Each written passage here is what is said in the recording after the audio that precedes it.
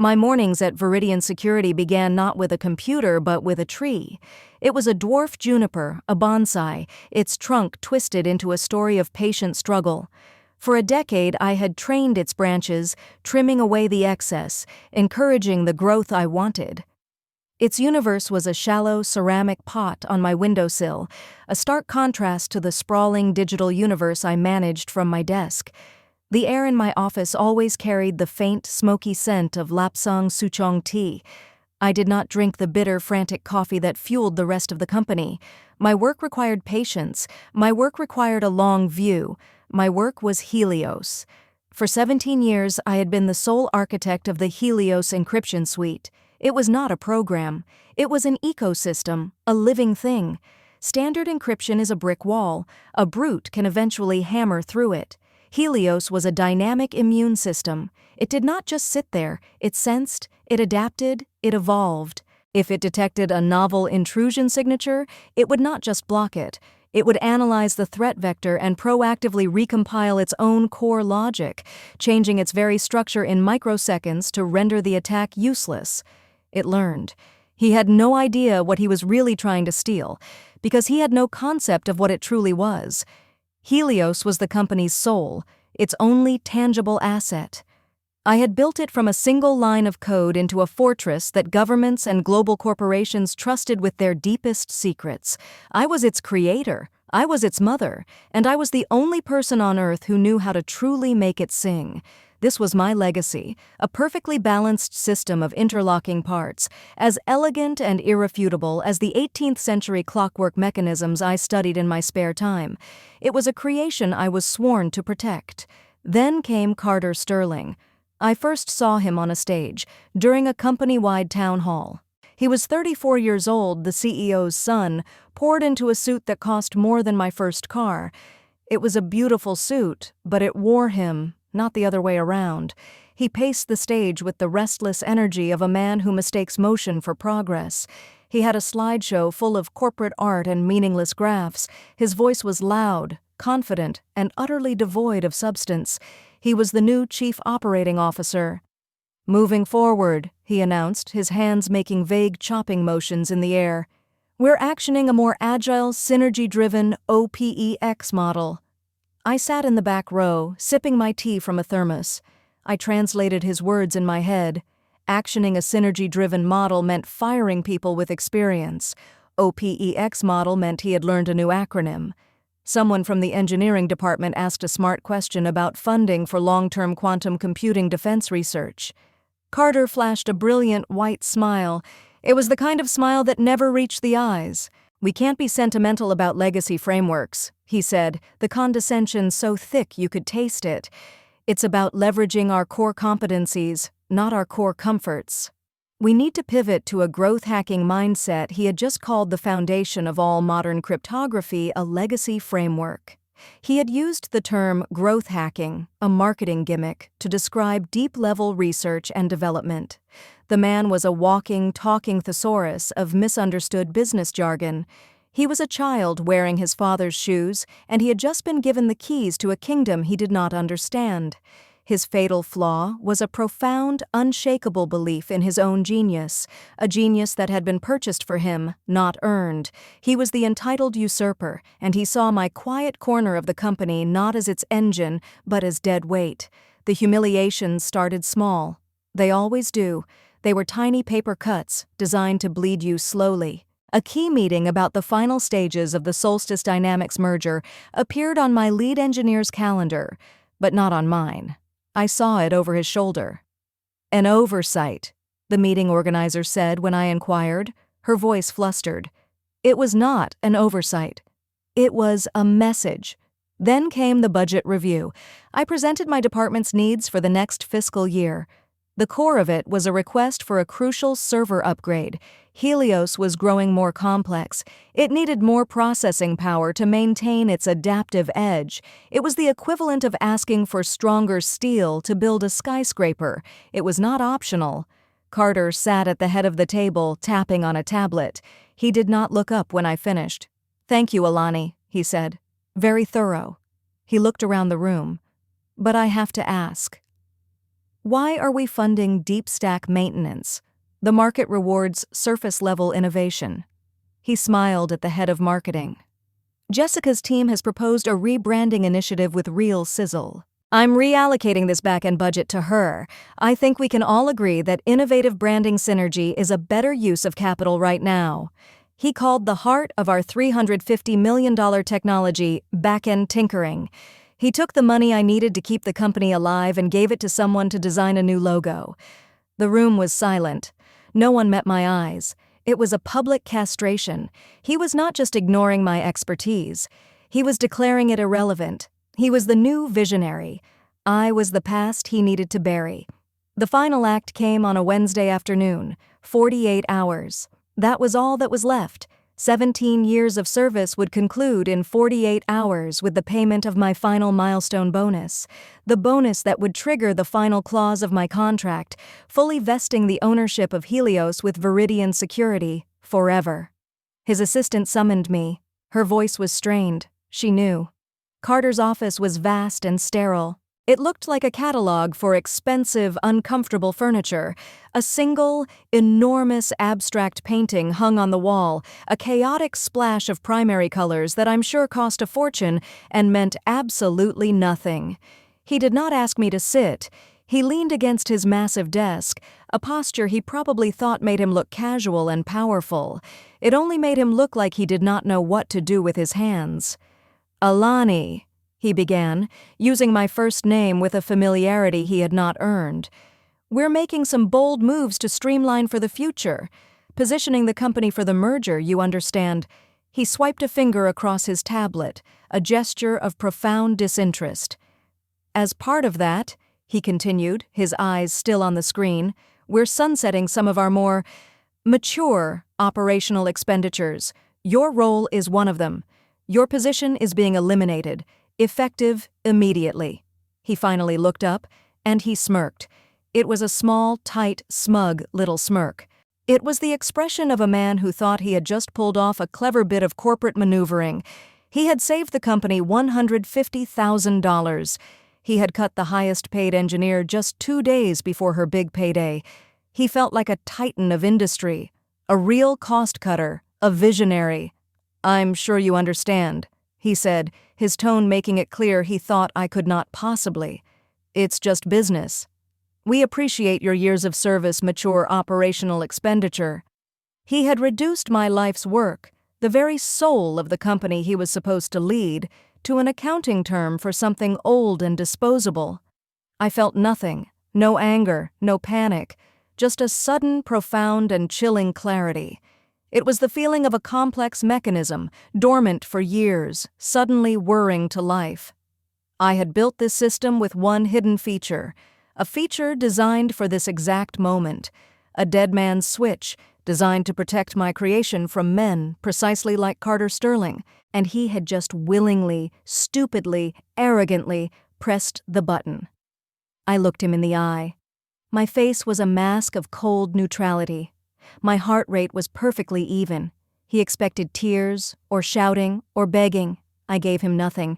I suggest you have your legal team carefully review Section 12B of my employment agreement, I said. My voice was quiet, calm, and precise. I turned and walked out of his sterile, soulless office. I could feel his confused gaze on my back. The smirk, I was sure, had vanished. It was replaced by a flicker of uncertainty, the first tiny crack in his armor of unearned confidence. He did not know what Section 12B was, but he would.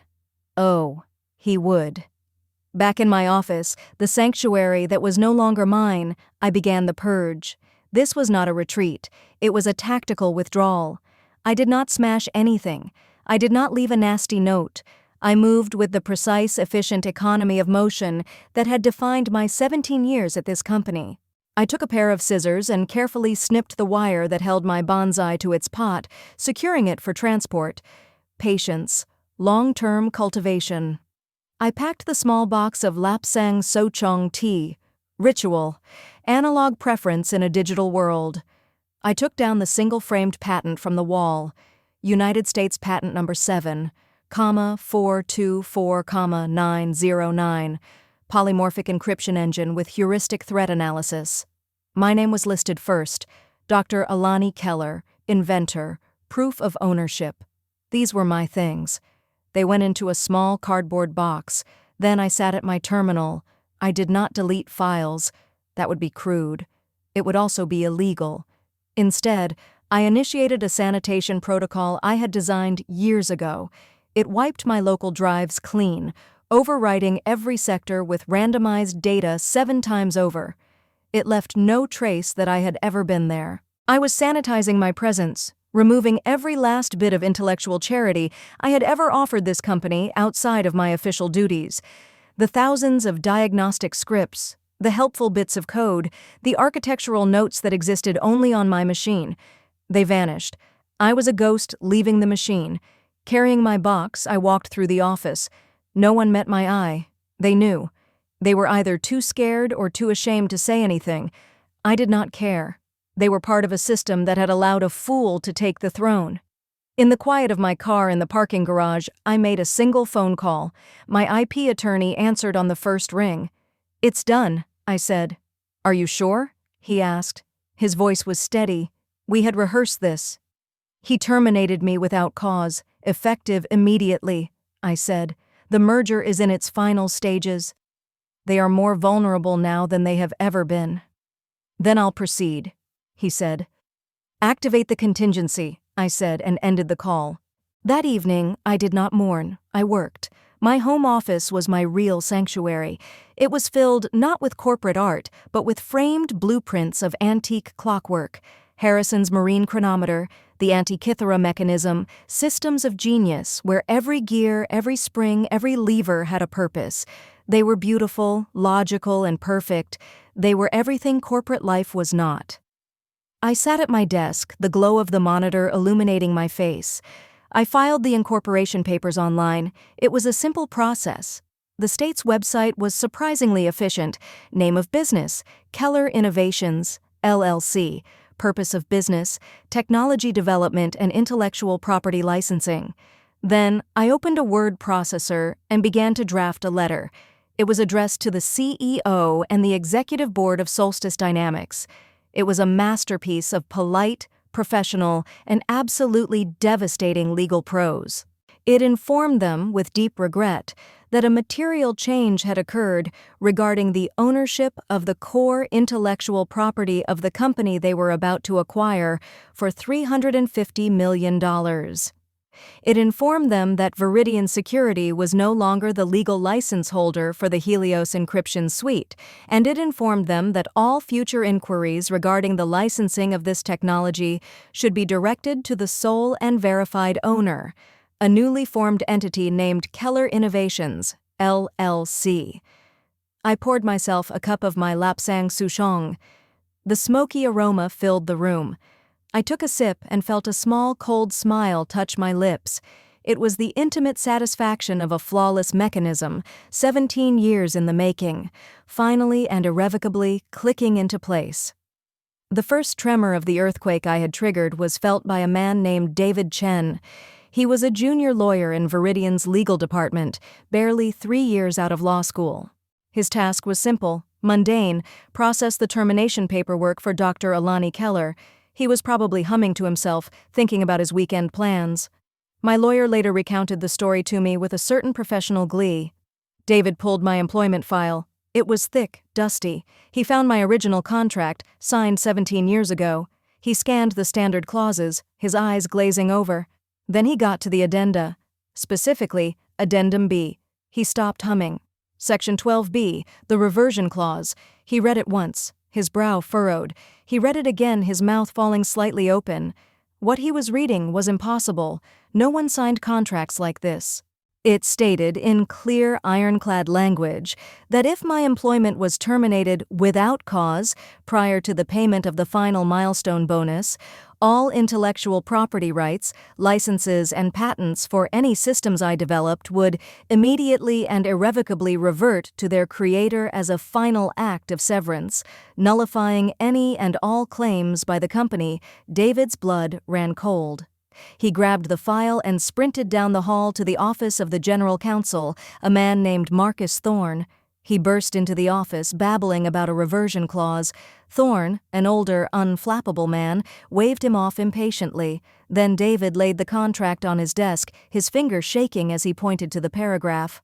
Marcus Thorne read it. His unflappable demeanor vanished. The color drained from his face. He looked, my lawyer said, like he had just seen a ghost. The ghost of a $350 million deal. He grabbed his phone and called the CEO, Carter's father. "We have a problem," he said, his voice tight with panic. "A catastrophic problem." He explained the reality of the situation in blunt, terrified terms. Viridian Security no longer owned Helios. We did not own the patents. We did not own the source code. We did not even own a license to use it. By firing me, Carter had not saved the company $150,000. He had given away its entire value. For free. The merger with Solstice Dynamics was a sham. We were trying to sell a house we no longer owned. Carter was summoned to his father's office. I was not there, of course, but I can picture it perfectly.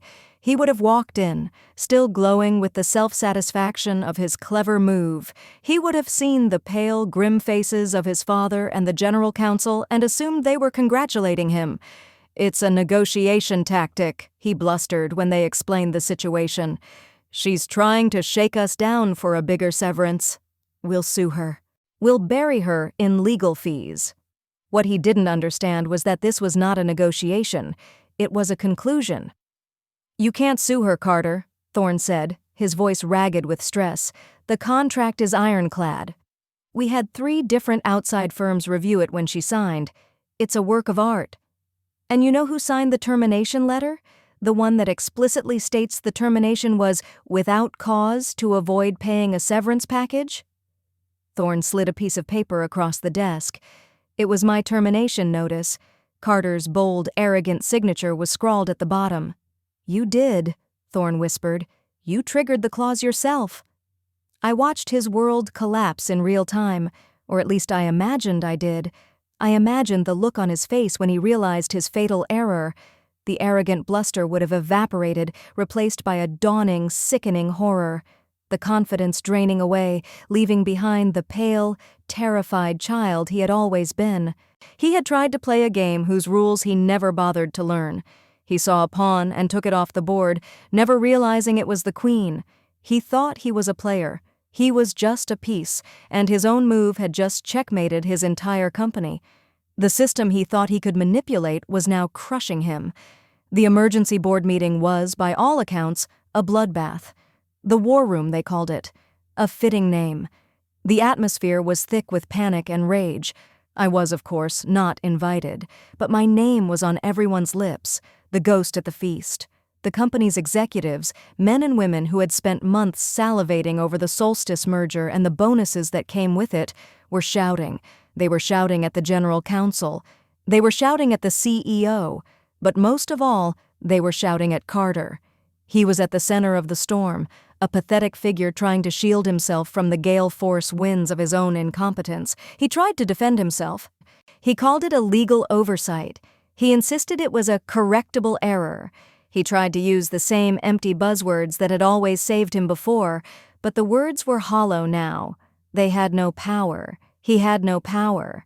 The circle of blame was tightening around him like a noose. The older board members, the ones who had been there when I was hired, were the most furious. They remembered me. They knew what I had built. His father, the CEO, looked broken. He was trapped between his paternal instinct to protect his son and the fiduciary duty to his shareholders, a duty his son had just set on fire. It was in the middle of this chaos that the killshot arrived. An assistant entered the room, her face pale. She forwarded an email to the main presentation screen at the front of the room. It was from Solstice Dynamics. The room fell silent. Everyone stared at the screen. The subject line was chillingly formal. Subject: Notice of material uncertainty regarding merger agreement. The text was even worse. Solstice Dynamics is hereby pausing all proceedings related to the acquisition of Viridian Security. This action is prompted by a material uncertainty regarding the ownership of the core intellectual property, namely the Helios Encryption Suite. The room held its breath. The final paragraph was the one that ended it all. Furthermore, we wish to inform you that we have been contacted by legal counsel representing the sole and verified owner of the Helios IP. All future inquiries regarding this technology should be directed to the newly formed entity, Keller Innovations, LLC, my name, my company. There, on the screen, for all of them to see. I was not there to see it, but I can imagine the look on Carter Sterling's face. He would have stared at my name, the name of the woman he had dismissed as a mature operational expenditure he finally understood. The full, devastating scope of his mistake was laid bare. He had not just lost a negotiation. He had lost everything. He was not undone by an emotional confrontation or a clever speech. He was undone by a PDF, a cold, logical, impersonal message. It was a fittingly technical end to his reign of error. The humiliation was absolute. And it was exquisite. The aftermath was swift and brutal.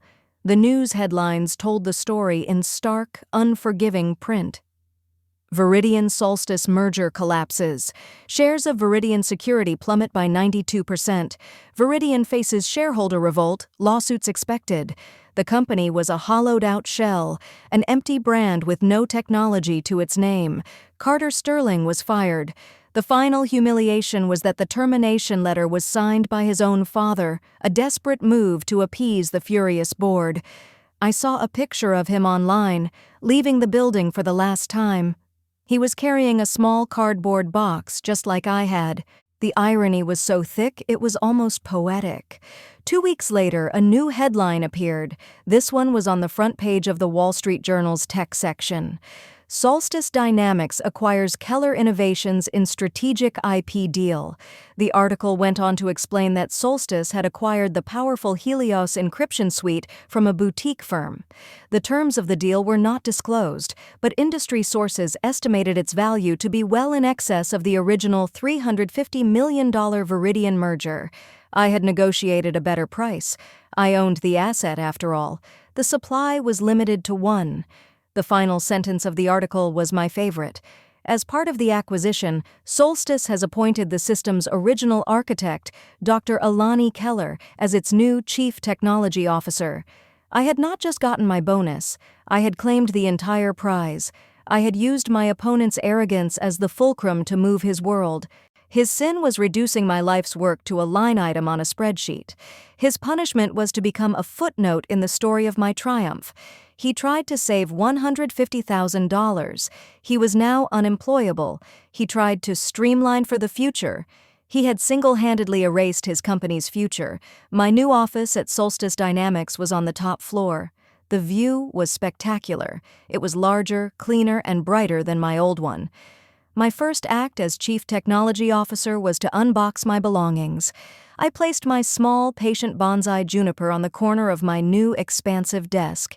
It looked right at home, a promise of new, carefully cultivated growth. A month later, I performed the final step of my plan, the coup de grace. It was a simple, elegant piece of code. I took a plain white envelope and a single, glossy business card. I wrote nothing on it. The card said everything that needed to be said. I placed it in the envelope and mailed it to Carter Sterling's home address. I imagine him, sitting alone in his expensive, empty apartment. The mail arrives. He opens the plain white envelope. He slides out the card. It is a simple piece of paper, but it represents the totality of his defeat and the completeness of my victory. Dr. Alani Keller, Chief Technology Officer, Solstice Dynamics. There was no note. None was needed.